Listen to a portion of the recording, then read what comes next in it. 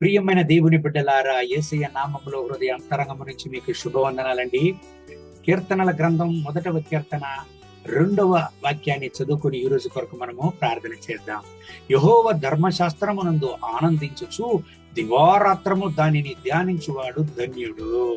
అవును ప్రియమైన దేవుని బిడ్డలారా, యెహోవా ధర్మశాస్త్రమందు ఆనందించుచు దివారాత్రము ధ్యానించువాడు ధన్యుడంట. ఈ వాక్యము దేవుని యొక్క వాగ్దానం, దేవుని యొక్క వాక్యపు ప్రాముఖ్యతను గురించి వివరిస్తున్నది. దేవుని బిడలారా, దేవుని వాక్యాన్ని మనం చదవాలి, ధ్యానించాలి.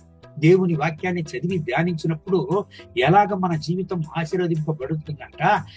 కీర్తనలు 1వ అధ్యాయం 3వ వాక్యాన్ని చదివినట్లయితే, అతడు నీటి కాలువల ఓరను నాటబడినదై ఆకు వాడక తన కాలం ముందు ఫలమిచ్చు చుట్టూలే నుండును, అతడు చేయునదంతయు సఫలమగును. దేవుని బిడలారా, అనేక సార్లు మన జీవితంలో ఓటమిని సంధించడానికి కారణమేమి? దేవుని యొక్క వాక్యాన్ని త్రోసిపుచ్చడమే, దేవుని వాక్యాన్ని చదవకుండా పోవడమే, దేవుని మాటను వినకుండా పోవడమే. నా ప్రియమైన దేవుని బిడ్డలారా, గమనించండి, ఎంతగా మీరు దేవుని యొక్క మాటకు ప్రాముఖ్యత ఇస్తారో అంతగా దేవుడు కూడా మీకు ప్రాముఖ్యత ఇచ్చను. దేవుని యొక్క వాక్యం మీకు ఆశీర్వాదాన్ని తెచ్చును. దేవుని యొక్క వాక్యం మీకు జయాన్ని తెచ్చును. దేవుని యొక్క వాక్యం మీకు సుఖాన్ని తెచ్చును. దేవుని యొక్క వాక్యం మీ జీవితాన్ని మార్చును. అనేక సార్లు అనేక పుస్తకాలను చదువుతుంటాం, కానీ దేవుని వాక్యాన్ని చదువుతామా?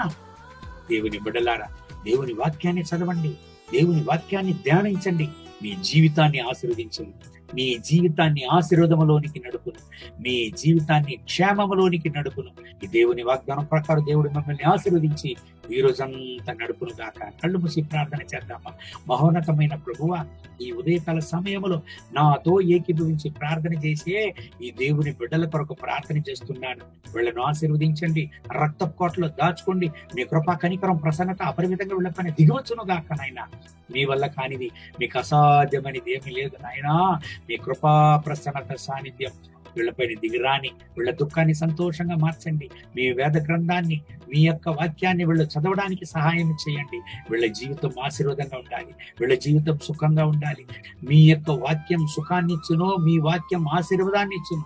ఈ ఉదయకాల సమయంలో వీళ్ళను గుణపరచండి, వీళ్ళను ఆశీర్వదించండి, వీళ్ళ దుఃఖాన్ని సంతోషంగా మార్చండి. మీ రక్త కోటలో వీళ్ళను దాచుకోండి, వీళ్ళ అవసరతలంతా సంధించండి. మహిమ ఘనత స్తుతి మీకే. యేసయ్య నామములో వేడుకుంటున్నాం మా ప్రియ పరలోకపు తండ్రి.